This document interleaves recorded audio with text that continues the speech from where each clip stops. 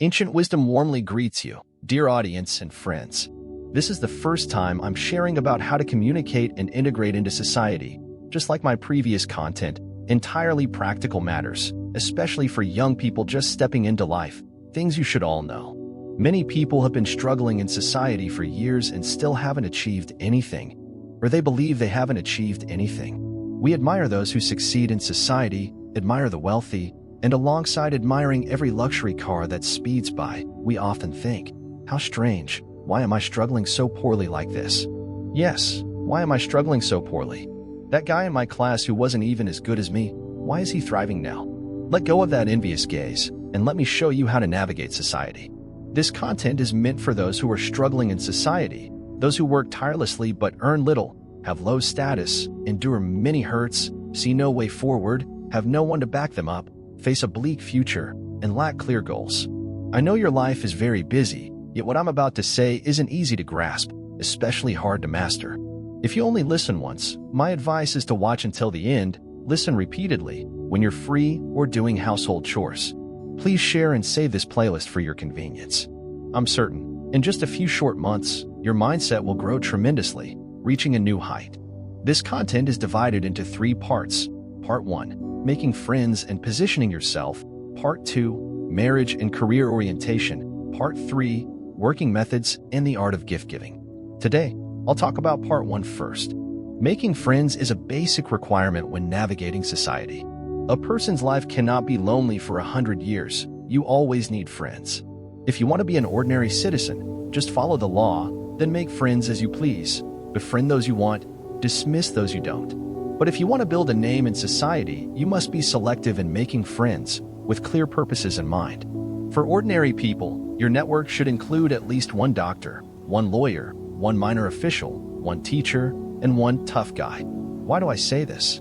In fact, these friends are rarely used in an ordinary person's network, which mostly consists of colleagues, classmates, neighbors, people we regularly interact with, drink with, sing karaoke with, or visit saunas with. Without a clear purpose, who would go out of their way to befriend a lawyer or a tough guy? Doctors, lawyers, and teachers may seem rarely needed, but they'll save you in emergencies. Some may even save your life. When seeking medical care, having a doctor friend is a blessing, as you'll save on unnecessary costs, use medicine and medical supplies more appropriately, not to mention receiving care from a skilled doctor. That's the real help you need. The role of a lawyer is obvious. In times of trouble, they can assist you effectively. As for the police, no need to elaborate, constantly navigating society. How can you avoid trouble? A confiscated vehicle, a random check. These things happen, and a friend in the system will help you avoid much hassle. The role of a teacher is significant for those with young children. Some say knowing ordinary doctors, teachers, or police officers is useless. For example, if you have an eye problem, a friend who's an ENT doctor can't help. If you want your child to learn extra English, a literature teacher can assist. Those who raise such issues are surely the ones who will struggle poorly in society. Don't these people have their own networks? Can't an ENT doctor friend find an eye specialist? Don't literature teachers have colleagues who teach English? When you befriend these people, you're also accessing their networks, potentially meeting more middle-class individuals. Isn't that a better opportunity for you? As for officials and tough guys, having a friend who's an official, even just a low-level civil servant, brings countless benefits. Of course, the higher the official, the greater the benefits, but the success rate also drops. As for why you need a tough guy friend, many don't understand. It's actually simple. In today's society, many daily life matters are resolved more easily and effectively through such friends than any other method. But you can't use them recklessly, as the consequences can be significant. Nothing is free. Getting something without losing something is impossible. Specifically, how should you weigh the benefits versus the costs? Calculate carefully. Remember, the higher the configuration, the better. If you can have friends like tycoons, high-ranking officials, business owners, or powerful figures, even someone like Bill Gates or Barack Obama, then you're no longer just navigating society, you're playing with society. Next, how do you befriend the people you want? Nothing in this world is too difficult. It's only a matter of persistence. Making friends, expecting an instant confidant, is impossible, but with the right strategy, you can at least make social friends. For purposeful friends, reaching a social level is already good. There's no secret to making friends, It depends on drinking together and shared interests. These are the two shortcuts to friendship. After a drinking session, you're at least familiar. After a few talks and drinks together, if not sworn brothers, you're at least buddies. For others, befriending based on their interest has a high success rate. No one lives without hobbies. If you think someone has no hobbies, you just haven't discovered them. If they love food, eat with them. If they love singing and dancing, sing and dance with them. If they enjoy acting refined and indulging in art, discuss poetry with them. After a few times, you needn't worry they won't see you as a close friend. At least they'll view you as a kindred spirit. Two key details in making friends are knowing how to spend and listening. If you can observe and judge others, even better. Knowing how to spend here means spending money wisely. If you want to make friends but are too stingy despite having little, you'll only keep struggling. The other key point is listening, which is truly crucial. Why do leaders love meetings so much? Because they have a crowd listening to them. It's exhilarating. Why can therapists become friends with nearly every patient? Because they refrain from interrupting when patients ramble on, instead showing themselves as attentive listeners. In today's fast-paced society, among increasingly selfish people, how many are willing to listen to you? When you learn to speak less nonsense and listen more patiently, you'll gain composure, and your friends will grow in number. How do you connect with friends from different professions? It sounds unbelievable, but it's actually simple. Americans once conducted an interesting experiment to see how many connections it takes for an average person to reach a celebrity or high-ranking politician. Through countless tests, they found that a random stranger needs at most 8 connections to reach that celebrity or politician. These connections are typically like your friend's father knowing someone related to the celebrity. Surely, everyone can find such people through their networks. If a celebrity can be reached, how much easier is it to connect with ordinary people in various professions? How do you build a network centered on yourself? Once you have many friend resources, not using them or only using them when absolutely necessary is wasteful. Anyone successful in society knows how to seize every opportunity. On the surface, they may seem talented to ordinary people, able to solve problems others can't or connect with people others can't reach. These people are like Spider-Man, skilled at weaving a network with themselves at the center. How do you weave this network? Simply put, it's a combination of shifting the universe and grafting flowers onto trees, 2 martial arts techniques, using a casual friend's connections to help a true friend, then using a true friend's connections to help another friend. It sounds nice, but in reality, it's very complex. If not done well, you'll easily offend both sides. That's why most people find it troublesome and remain ordinary. Weaving this network is the work of a great manager, but once successful, the benefits are immense. When you skillfully build it, measure carefully, act cautiously, and create many successful examples, you'll gradually realize your ability to handle tasks surpasses your thinking. Note, don't blindly follow any rules or principles. A famous entrepreneur once said, "Never bow to difficulties." In this world, no matter the challenge, there's always a path to go through, overcome, or bypass.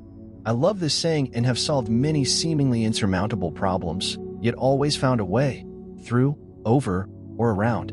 How do you maximize your benefits? The true goal of purposeful friendships is to achieve the smallest investment for the greatest return. Some generous friends love helping others, but hesitate to ask for help due to pride. This is foolish. The basic function of friends is mutual help. At some level, helping each other strengthens the bond of friendship. If you know a friend, but only think of helping them without asking for their help, do you want to be lay foam, famous for selfless good deeds until death? In reality, when you regularly seek help from friends, they'll feel more comfortable asking for your help later. The relationship won't be hindered or awkward. When you do this often, friends can become close allies. This is a subtle psychological dynamic, so use it wisely. Consider another scenario. A casual friend desperately needs 10,000 tons of smokeless coal, and a true friend of yours sells smokeless coal, but they don't know each other. What do?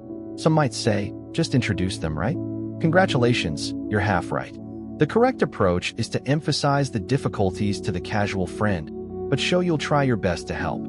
Similarly, emphasize the challenges to your true friend, but show you'll do your utmost to assist. In the end, you can profit from the price difference and gain 2 closer friends. This approach applies to other situations too. If done consistently, you'll surely succeed. So, analyze the situation and choose the method to maximize benefits. Examples are easy to give, but doing it well in every case isn't. Playing with fire and walking a tightrope can elevate you to new heights. That's true social success. How do you treat different friends? The basic hierarchy is true friends, exceptional friends, close friends, beneficial friends, casual friends. True friends are those everyone needs, but few truly have. 1 or 2 true friends in a lifetime are enough. If someone claims to have dozens, they're delusional. These are the friends you can confide in completely, who help you unconditionally in tough times, who top your phone's contact list, who come at midnight when your car breaks down, who you think of first when needing a bail guarantor. Exceptional friends are those like real estate moguls, city secretaries, or people you trust as friends after confirmation. These are exceptional. Close friends are just below true friends, few in number, people you'd lend money to, the amount depending on closeness. Beneficial friends are those mentioned earlier. Casual friends cover a wide range, from passing acquaintances to those you nod to. Most can't be lent money, but small amounts might be given without expecting repayment. Self-cultivation in society. How do you assess your own value? Many instinctively think of education, work experience, skills, certifications, achievements, studying abroad, talents like playing music, Go, calligraphy, painting, and socially valued qualities. In fact, this traditional educational mindset is wrong. In society, no one is entirely without value. Everyone has unique skills. For example, drinking well is a skill. These mainstream skills certainly enhance someone in a specific field, but they're not everything in social integration. Their greatest use is as a ticket to enter society, proving past excellence in a small area, but not your future social value. We often see people in a social unit complaining about graduating from top universities with great skills, yet unable to match someone who's just good at flattery, seemingly useless. It's simple. Your prestigious degree can't compare to a flatterer who builds ties with leaders in your small environment. Your sole skill doesn't fit this setting. It sounds harsh and discouraging, but I'm just stating the truth. Social education differs vastly from school education. What I'm saying is, why keep complaining? Why can't you be the one with a top degree, excellent skills, and also a skilled flatterer? Some might scoff and say, "How pathetic! I'd rather die than do such shameless things." Being a flatterer isn't degrading, and the term isn't inherently negative. Some feel inferior for only finishing junior high, poor at studies, just drinking, gambling, browsing, playing pool, thinking they only know online games and dancing, nothing else. These words are extreme. I believe everyone must discover their strengths and weaknesses. Is knowing how to gamble a strength or a flaw? You want to make friends, but years ago, you focused only on studying, deliberately avoiding useless pastimes like gambling or gaming, so you know nothing about them. Let me ask, in this society, does someone who socializes well, knows a bit of everything, make friends more easily, or does a smart but entertainment-ignorant person? Some say, studying comes first, everything else second. Isn't that good? By your logic, should I just focus on fun? Don't misunderstand me. I'm saying most people in society are ordinary, and the academic path suits only a few gifted talents. If you're not a scientist, you'll eventually integrate into society. In society, knowing how to gamble is as valuable as a level 6 English certificate. You think studying is crucial because parents, teachers, and friends taught you so. But before entering society, you never questioned it. To conclude this part, let me use facts. Look at ancient kings. They generally fall into 2 types. Those inheriting through lineage, born with a silver spoon and becoming kings, and those from humble origins, wanderers, the poor, swindlers, thugs. They had nothing, so they dared to challenge and fight. With nothing to lose, they had boundless courage. They lacked knowledge but had wisdom, thus achieving great success. Meanwhile, the highly intelligent, studious, book-smart lived comfortably but never struck it big. What were they? Advisors, scholars, strategists like Zhuge Liang or Wu Yong. Why didn't they become emperors? Similarly, who are today's big bosses, CEOs? How many graduated from top tech or economics universities? It's not rare to see a CEO with a junior high education managing PhDs. Excluding some heirs, most early entrepreneurs lacked high education. If they had it, it was often later supplemental learning. Without exception, they had courage and wisdom. Doesn't that explain it? I'm not saying everyone must achieve their level of success. Their success wasn't just effort, but also the era's opportunities and their small environment's chances, both indispensable. I'm just saying, in this vast society, high education doesn't mean high quality, and great drinking skills don't either. Nothing is forever fixed. Being valued by leaders or bosses for high skills or drinking prowess yields similar results and benefits. The key is how to position and leverage your qualities. How do you find the right position and field? Let's talk about positioning your qualities. Human qualities depend on many factors, but socially, a refined personality is paramount, with intelligence second. A refined personality includes many aspects, but mainly two: controlling emotions and keen observation. Controlling emotions means moderately managing your feelings, emotions, and personality. Know your abilities, your role in each situation, avoid excessive joy or retreat, and maximize your role. Keen observation is understanding others' personalities, abilities, strengths, and weaknesses during interactions, choosing appropriate responses. These are hard, especially self-control. Start small, make them habits, and over time, you'll appear more mature to others. Some small skills. New adults or those with little experience often don't know how to interact with various people in society. They talk easily with peers but have nothing to say to bosses, elders, or taxi drivers. Sometimes, even strangers click instantly while you're tongue-tied. This is normal. Everyone starts here. I'm not teaching you to find common ground or chase complex rhetoric. The simplest way is to observe how a socially adept friend talks, how they keep introducing new topics. At first, just observe and mimic. Small mistakes are fine. Persist, and your communication skills will improve noticeably without you realizing it. When you reach maturity, you'll view your qualities more rationally, neither underestimating nor overestimating yourself. You'll discern true from false compliments and face criticism or disdain confidently. On this foundation, you'll handle things with finesse, plan, and proceed solidly and boldly. Maturity and higher levels beyond lead to sophistication. Closer to sophistication is cunning, and beyond cunning is someone unreadable. Such cunning foxes are often key figures in politics and business. Positioning your career. No job is bad, only unsuitable positions. This is true but meaningless, like saying you're human, accurate but valueless. Many graduates find they can't get jobs in their field. Some work briefly, realize they can't stand it, and get stuck searching, struggling, juggling unsuitable jobs or passions. A great piece of advice from the School of Society, which no top university teaches: before 25, don't fixate on a profession. Before 30, don't lock into a job. After 37, don't easily change environments. Before 25, what does not fixating on a profession mean? Even if you studied environmental technology in college, you don't have to work in that field. Maybe you play the piano brilliantly, and a bar wants to hire you as a pianist. That's a job too, and you needn't regret your college years as wasted. In Vietnam today, university specialization has significantly declined. A computer science graduate might not know the difference between RAM types or write a simple loop program. A medical student after 4 years might learn less than a year of internship. Before 25, you can start anew in a new field. You're young and can handle failure.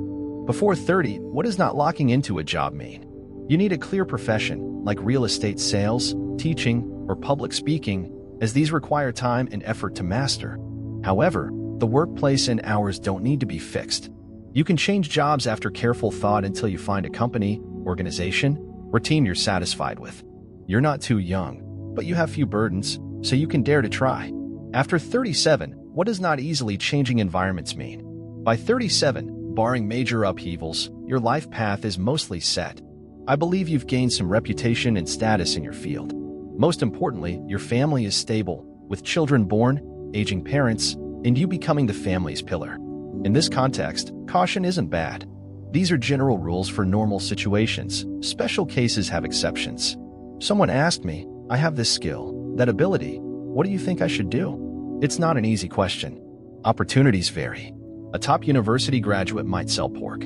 Analyze your personality and abilities to see if you fit a job. For instance, buying late-night bread for a snack. Some buy it, go home, eat, and think about games. Some check if the bread is thick or thin, big or small, If they overpaid, others notice the bread business is booming, wondering how much profit the seller makes after monthly costs, if there are similar stalls nearby, and how many customers there are. Congratulations to the last one. You've got a business mind. Why does KFC rarely close in Vietnam? Because of their market research, just like what you did. How do you develop yourself? First, a classic question. If you were paralyzed tomorrow, looking back, would you have regrets? Most people would regret something, some for not studying hard, some for not pursuing their love, some for missing an opportunity. Many articles say regret is useless and to look forward. That's nonsense. Everyone knows regret is futile. The key is, how do you avoid regret? I think, even if you spent time gaming, neglecting studies and love, you don't need to regret it. You found joy in gaming, radiant joy. How many seek pure joy but can't find it? If you've had that joy, your life is fulfilling enough. Ultimately, enjoying joy is supreme. Don't see grueling work as normal. In a short 100 years, how much time is truly yours? I'm not advocating negativity. Living an ordinary life already contributes to society. Drugs bring extreme highs but cost your life, not worth it. Alcoholism is similar, so beware. Thus, regretting the past depends on your understanding. I feel God is fair. He closes one window but opens another door. For example, we pity those with intellectual disabilities, thinking them unfortunate, but their pure hearts hold far more joy than ours. When you're certain you have no regrets, it doesn't mean to keep indulging, but to shed mental burdens and live better now. Seek higher fulfillment. Reflecting on the past without regret lets you see your personality's weaknesses, understand past failures, and maximize your ability to avoid future ones. Reflection is self-examination and summation. Regret brings only despair. I admire young people who faced many failures. They're often more practical, mature, and resilient than their peers. Kids with smooth lives are often arrogant and fragile. I even advise those excelling from childhood to learn life's greatest lesson: failure. Not crying over second place or missing a designer bag, but failures that nearly destroy your spirit, causing profound pain. Kids who overcome this and rebuild their mental foundation become incredibly strong. The language is harsh, but it underscores the importance of failure and hardship. A constantly successful person, once failing, faces a massive shock, possibly never recovering. Today, many young people are anxious, craving quick success or prominence. They want to seize an opportunity to escape current struggles, dreaming of grand achievements. The word startup alone sparks excitement. I don't want to dampen this precious enthusiasm, but I hope you prepare thoroughly, down to the smallest details. Most crucially, prepare mentally for failure. For inexperienced entrepreneurs, a detailed plan is more vital than any seemingly reasonable but uncertain opportunity. After much preamble, I want to specifically address improving your abilities in practical social settings to advance in society. In social combat, Peking University's president said at graduation, not orientation, that society isn't entirely fair, won't wait for you to mature, and doesn't care about the psychological gap between school and society. You must choose your skills. For example, if you're a rural worker, realize, if I do this job long-term, besides money, what else can I gain? I've met people working in electronics factories, assembling components onto circuit boards, day after day. This job provides a salary, but little else. When the factory closes, you're jobless. Living like this for 100 years, you're still an ordinary worker with no skills. You must have a learning mindset, a desire to develop skills to advance. In 1 year, A works in an electronics factory, B learns welding. 5 years later, A is still a factory worker, while B masters precision welding, with salary and status far surpassing A. This is the result of a future-oriented job combined with learning. Got it? Even at the lowest job level, seek work where you can learn something, with a strong desire to grow. Besides winning the lottery, this is the most realistic way to improve your situation. Second, learn patience. Some lack it, quitting jobs or studies halfway. This is a workplace taboo. Work hard, learn essential skills, earn necessary certifications step by step. A yelling boss or strict teacher isn't a fool. As you endure and mature, you'll notice their attitude toward you changes as they see your importance. Then, you'll see companies outside beckoning, high positions and salaries no longer a dream. One morning, you'll wear a sharp suit, place a resignation letter before your boss, and his face will look far different than when you stormed out after a big fight. I believe, if you choose the right goal, pursue it persistently, and put in the sweat and tears, your results will exceed expectations.